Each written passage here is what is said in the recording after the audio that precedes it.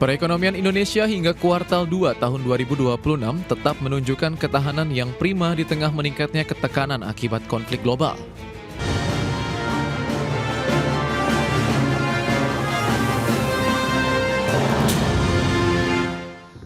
Ya, pemirsa, Komite Stabilitas Sistem Keuangan memastikan perekonomian Indonesia tetap menunjukkan ketahanan prima di kuartal kedua tahun 2026. KSSK menegaskan kondisi fiskal, moneter, dan sektor keuangan nasional masih tetap terjaga berkat koordinasi yang erat antar otoritas. Perekonomian Indonesia hingga kuartal 2 tahun 2026 tetap menunjukkan ketahanan yang prima di tengah meningkatnya ketekanan akibat konflik global. Hasil asesmen Komite Stabilitas Sistem Keuangan atau KSSK menegaskan kondisi fiskal, moneter, dan sektor keuangan nasional tetap terjaga berkat koordinasi yang erat antar otoritas. Meski demikian, Ketua KSSK yang juga Menteri Keuangan Purbaya Yudisadewa mengingatkan risiko eksternal akibat eskalasi geopolitik yang mendorong volatilitas pasar keuangan global. KSSK menilai ketidakpastian ekonomi global masih tinggi sehingga kondisi ini mendorong tekanan inflasi di berbagai negara, termasuk Indonesia. Untuk itu, KSSK memastikan koordinasi antara pemerintah dan Bank Indonesia terus diperkuat untuk menjaga kecukupan likuiditas dan mendukung fungsi intermediasi perbankan. Hal itu tercermin dari pertumbuhan uang primer sebesar 14,1% secara tahunan pada Juni 2026. Konsumsi pemerintah diperkirakan tumbuh positif sejalan dengan kecepatan belanja program prioritas pembayaran gaji ke-13 bagi aparatur sipil negara dan penyaluran bantuan sosial. Koordinasi kebijakan antara pemerintah dan BI terus diperkuat dalam menjaga kecukupan likuiditas perekonomian dan perbankan. Ini tercermin dari pertumbuhan uang primer yang tinggi sepanjang triwulan 2 dan berlanjut tumbuh 15,4% pada Juli minggu ketiga 2026. Kedepan, sinergi kebijakan antar anggota KSSK akan terus diperkuat untuk menjaga stabilitas sistem keuangan sekaligus mempertahankan momentum pertumbuhan ekonomi. KSSK memproyeksikan pertumbuhan ekonomi Indonesia sepanjang 2026 akan berada pada kisaran 5,6 hingga 6%. Jakarta, Raharjo Patmo, IDX Channel. Ya, pemirsa, untuk membahas tema kita kali ini, otoritas fiskal dan moneter kompak, ekonomi Indonesia semakin solid. Kita sudah tersambung melalui Zoom bersama dengan Bapak Dias Lukman, Ketua Umum Gabungan Perusahaan Makanan dan Minuman Indonesia atau GAPMI. Kemudian sudah bergabung juga Pak Peter Abdullah, Ekonom Senior, Prasasti Center for Policy Studies. Langsung saja kita sapa ini. Halo, Pak Adi, apa kabar? Baik, Mas Pras. Salam Pak Peter. Ya, salam sehat juga Pak Adi. Terima kasih dan apa kabar Pak Peter? Alhamdulillah kabar baik Mas Pras. Baik, terima kasih atas waktu yang disempatkan. Tadi sudah disampaikan ini otoritas keuangan tadi fiskal moneter dan juga sektor jasa keuangan ini kompak nih untuk menjaga ekonomi Indonesia. Nah, Pak Peter, lantas bagaimana review Anda terlebih dahulu ya terkait dengan bagaimana upaya-upaya menjaga stabilitas ekonomi dan sistem keuangan yang sudah dilakukan oleh 4 institusi ini. Soliditas inilah yang akan kita lihat seperti apa sih untuk menjaga daya tahan ekonomi nasional kita, Pak Peter. Iya, Mas Pras, kalau kita bicara tentang soliditas, saya kira kita sudah punya pengalaman panjang ya. Sejak terbentuknya OJK, LPS dan OJK, saya kira koordinasi kebijakan antara otoritas baik itu di BI, Kementerian Keuangan, OJK dan LPS itu semakin baik. Kita belajar banyak dari krisis tahun 97-98 yang kemudian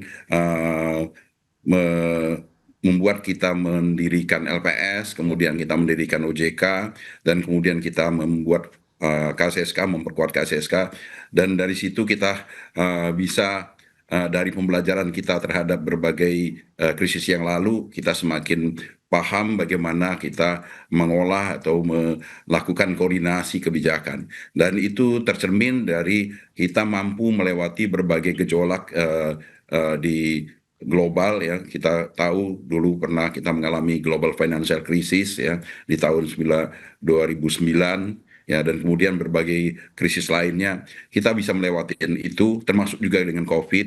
Dan terakhir ini kita menghadapi berbagai gejolak geopolitik yang saya kira juga bisa kita lalui sampai saat ini ya, dengan kalau kita lihat dari indikator-indikator sektor keuangan kita masih terjaga dengan cukup baik ya. Baik itu dari indikator Ya. likuiditas maupun dari indikator keuntungan di sektor keuangan. Baik, itu sudah memberikan bukti nyata ya terkait dengan soliditas antar otoritas keuangan kita begitu ya dalam menjaga ekonomi Indonesia. Nah, sekarang dari kacamata pelaku usaha dan Gapi melihat bagaimana Pak Adi terkait dengan koordinasi tersebut. Apakah benar-benar sudah memberikan dampak positif dan dirasakan langsung oleh pelaku usaha sendiri, Pak? Ya, baik. Jadi saya kira ini soliditas ini sangat penting sekali. Meskipun kita tahu bahwa independensi BI itu harus dijaga. Namun demikian koordinasi yang tadi disampaikan oleh Pak Peter itu menurut kami harus terus dilanjutkan dan bahkan diperkuat. Karena terus terang saat ini memang dari pelaku usaha sudah mulai melihat tanda-tanda itu. Namun demikian secara di lapangan ini masih belum terasa nyata. Oleh sebab itu, soliditas ini perlu terus diperkuat. Apalagi sekarang dengan perubahan-perubahan yang kita harapkan, ada perubahan gubernur BI dan lain sebagainya. Ini perlu terus dipercepat sehingga yang paling penting adalah bagaimana membangun trust dari para pelaku usaha agar sistem moneter, keuangan dan fiskal kita ini semakin solid. Gitu Mas Pras. Baik, nah bicara mengenai stabilitas makroekonomi nih Pak Adi dalam yang menjadi modal penting juga ya bagi industri. Seberapa besar akhirnya pengaruh stabilitas nilai tukar, kemudian inflasi, suku bunga terhadap kinerja industri khususnya industri Mamin saat ini Pak Adi? Bagi industri Mamin sangat besar pengaruhnya, terutama terhadap nilai tukar misalnya, itu yang paling penting. Karena saat ini terus terang kita masih banyak tergantung bahan baku dari impor, yang mana ini sangat dipengaruhi oleh nilai tukar. Demikian juga berbagai biaya-biaya yang terjadi di dalam negeri itu juga masih banyak yang berbasis US dollar. Meskipun transaksi dalam negeri, tapi basisnya US dollar sehingga harus dikalkulasi di dalam US dollar yang nilai menjadi transaksi kita saat ini. Di samping itu juga kebijakan-kebijakan pemerintah terkait fiskal moneter ini sangat penting sekali terhadap peningkatan daya beli masyarakat. Karena kami sangat merasakan sekarang terutama kelas bawah dan juga untuk pelaku usaha yang di UMKM ini juga merasakan sangat berat sekali. Kalau kita lihat pertumbuhan kredit di kecil mikro ini kan tahun lalu atau Januari kemarin itu minus ya masih ya, meskipun yang menengah besar sudah tumbuh positif tapi yang di bawah ini minus sekali. Inilah gambaran bahwa daya beli di kelas bawah menjadi satu hal yang sangat perlu dijaga dan ini perlu kebijakan fiskal moneter yang tepat dan perlu kolaborasi semua pemangku kepentingan di bidang keuangan ini gitu. Kalau tidak kita sangat khawatir pengaruhnya akan semakin berat dan gap-nya akan semakin besar seperti itu. Ya itu dia bauran kebijakan fiskal moneter ini yang memang masih menjadi andalan dari pemerintah untuk bisa menjaga daya tahan ekonomi Indonesia. Nah Pak Peter, lantas apakah ini sudah tercermin juga Pak kalau kita bicara mengenai indikator ekonomi real seperti apa konsumsi, investasi, penyerapan tenaga kerja dan juga aktivitas industrinya sendiri Pak Peter? Saya kira kalau kita bicara tentang soliditas dari koordinasi fiskal moneter yang mungkin kita tidak bisa mengatakan menggunakan berbagai indikator ekonomi sebagai semata rujukan bahwasanya itu adalah hasil dari soliditas tadi ya. Karena kalau kita bicara kayak gitu, begitu ada gejolak di perekonomian kita mengatakan nggak solid ya. Padahal nggak ada hubungannya dengan soliditas tadi ya. Jadi saya kira perekonomian itu dinamis ya. Sementara soliditas itu lebih bersifat steady ya, lebih bersifat tetap. Jadi kita tidak bisa menggunakan ukuran yang bersifat dinamis untuk mengukur soliditas. Itu yang saya maksudkan. Jadi seperti yang saya sampaikan, ini solid ya dengan indikator-indikator di mana stabilitas sistem keuangan kita terjaga. Nah, stabilitas sistem keuangan itu adalah prasyarat untuk kita bisa menjaga momentum pertumbuhan ekonomi, menjaga momentum bagaimana kita menciptakan lapangan kerja dan lain-lainnya. Tetapi bukan berarti ketika terjadi ada misalnya sekarang kan ada dinamika ya di mana di triwulan 1 kita tumbuh 5,61, di triwulan 2 kita tumbuh 5,29. Apakah ini berarti tidak terjadi soliditas di dalam koordinasi kebijakan fiskal moneter? Kan enggak juga ya. Dinamika yang ada di pertumbuhan ekonomi itu banyak faktor yang mempengaruhinya. Ada juga faktor siklus, ada faktor yang dikaitkan dengan dinamika kehidupan atau perekonomian kita itu sendiri. Siklus perekonomian itu jelas ada. Ada momentum ya ketika kita ada lebaran perekonomian kita naik ya, ketika selesai lebaran perekonomian kita kembali normal misalnya. Nah, hal-hal yang seperti itu merupakan yang tercermin di dalam indikator-indikator makro seperti indikator pertumbuhan ekonomi. Sehingga saya ingin mengatakan balik ke pertanyaan tadi, dinamika yang ada di perekonomian tidak sepenuhnya bisa merefleksikan atau bisa kita pakai untuk merefleksikan soliditas dari kebijakan moneter dan fiskal. Baik, itu dia. Berarti memang kita tinggal lihat seperti apa nanti lebih kepada outputnya ya dari setiap kebijakan-kebijakan dilakukan oleh otoritas-otoritas tersebut. Kita akan bahas lebih jauh lagi nanti di segmen berikutnya. Kita akan jeda sebentar Pak Adi dan juga Pak Peter, dan pemirsa kami akan segera kembali sesaat lagi.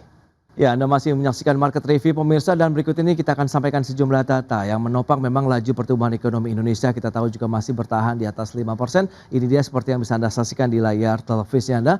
Bagaimana dengan pergerakan tren inflasi bulanan yang sudah cenderung bahkan kita lihat terjadi deflasi di bulan Juli 2026 atau minus 0,14% untuk inflasi secara bulanan. Dan berikutnya kita akan cermati data bagaimana dengan tren inflasi tahunannya per Juli 2026. Ini trennya dari Januari, ya fluktuasinya sempat tinggi di 4,76%, kemudian turun terendah 2,42% di bulan April, kemudian naik lagi sampai dengan Juni, dan di bulan Juli turun kembali menjadi 2,88%, menjadi salah satu indikator ekonomi yang perlu kita cermati ya. Selanjutnya, bagaimana dengan BI rate? Ini juga kita akan lihat seperti apa dari suku bunga acuan Bank Sentral setelah bertahan 4,75% di Januari sampai dengan April, kemudian bulan berikutnya naik sampai dengan 5,75 dan bertahan sampai dengan bulan Juli 2026.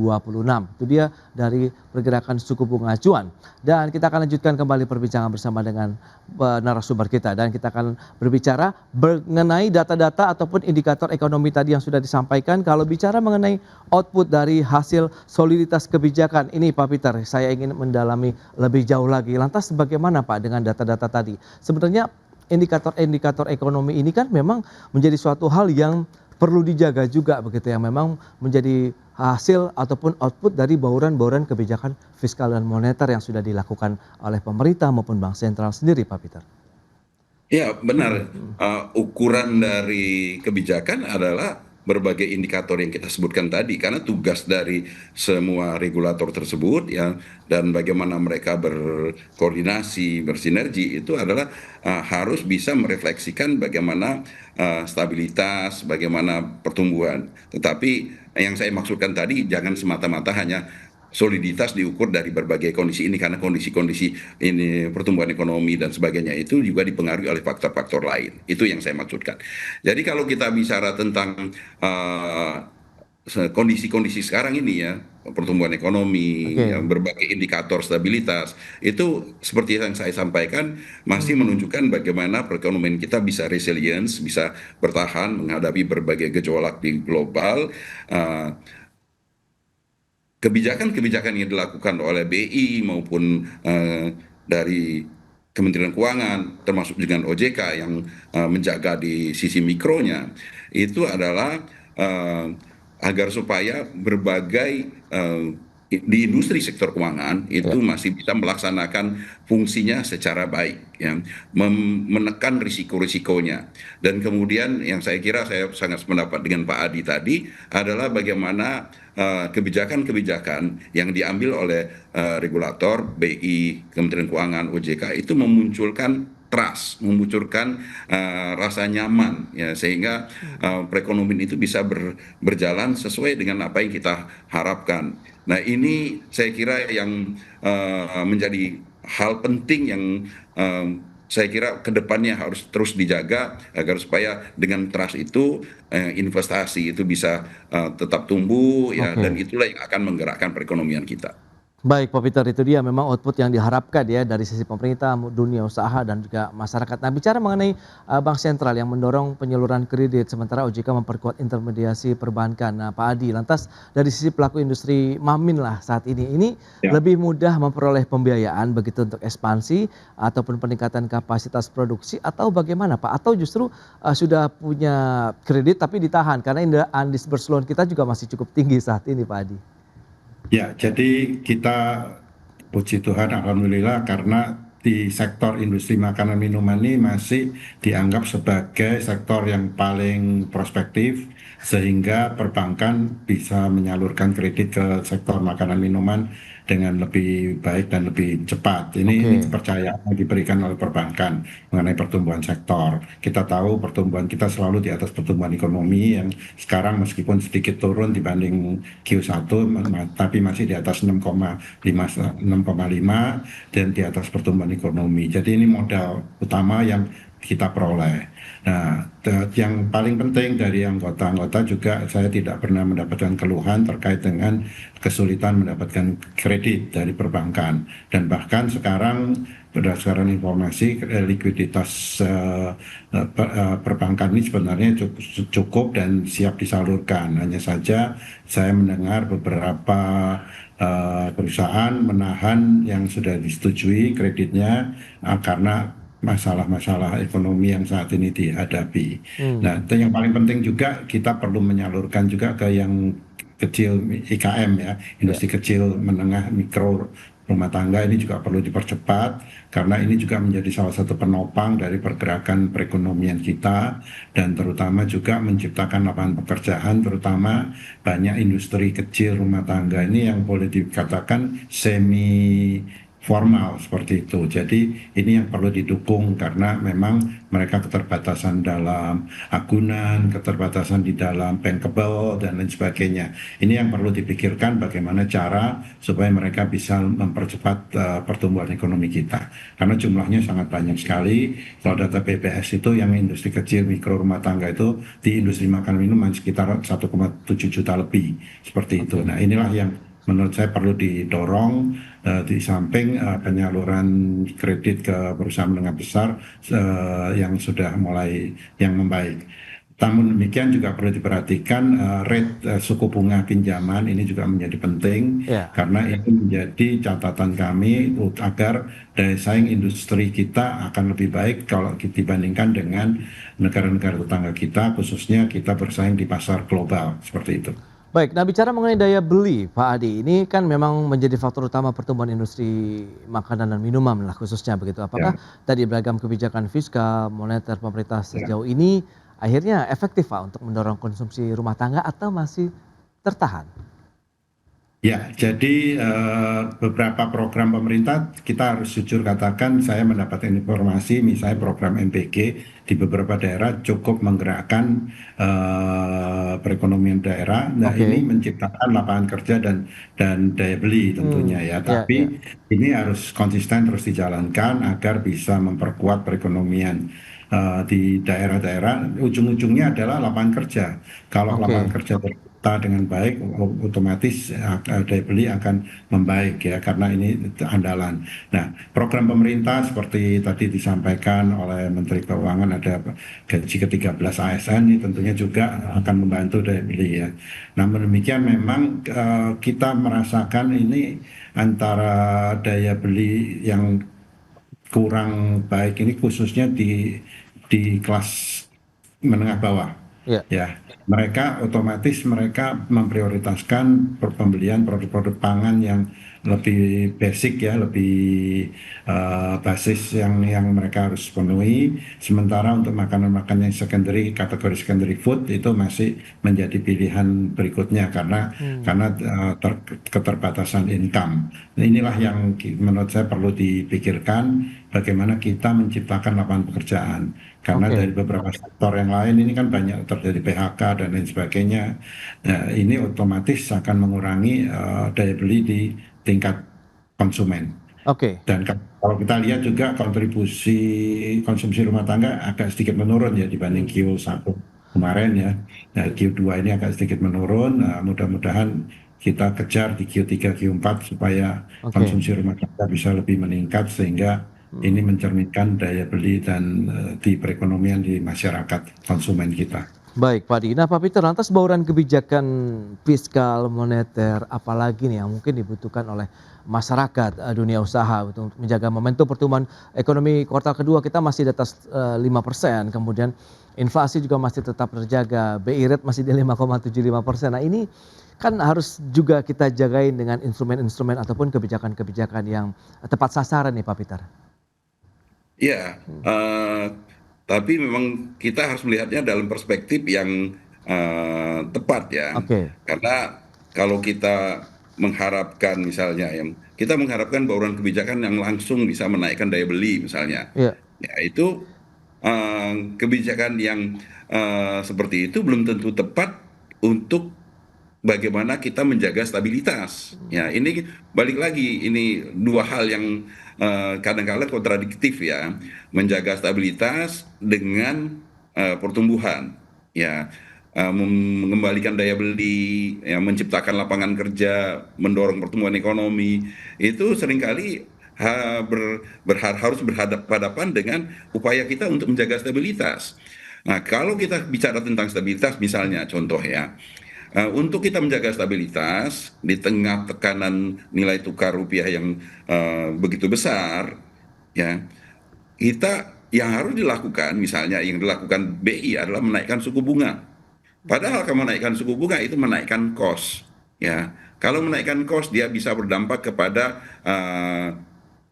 tumbuhnya investasi dan pada ujungnya menahan pembukaan lapangan kerja baru misalnya. Hal ini kan nggak nyambung nih kalau kita bicara seperti itu. Sehingga yang dicari adalah titik keseimbangannya. Iya. Ya, itulah yang saya kira dirumuskan di dalam KSSK. Bagaimana kita bisa menjaga stabilitas, ya, tapi tetap mempertimbangkan kondisi pertumbuhan ekonominya yang cukup, ya, agar supaya karena kalau kita meninggalkan stabilitas, memang mungkin sepertinya kita membantu pertumbuhan, tetapi tidak ada pertumbuhan yang bisa sustain, berkelanjutan ketika stabilitasnya itu tidak terjaga. Jadi ini yang saya kira perlu dipahami sekali dalam kita membaca kebijakan-kebijakan dari misalnya oleh BI maupun dari Kementerian Keuangan, agar supaya kita paham bahwasanya ini menyeimbangkan bagaimana tentang stabilitas dan pertumbuhan ini menjadi sangat penting, agar supaya kita bisa ya melihatnya secara positif, bisa tetap yakin ya bagaimana perekonomian kita ke depannya nanti.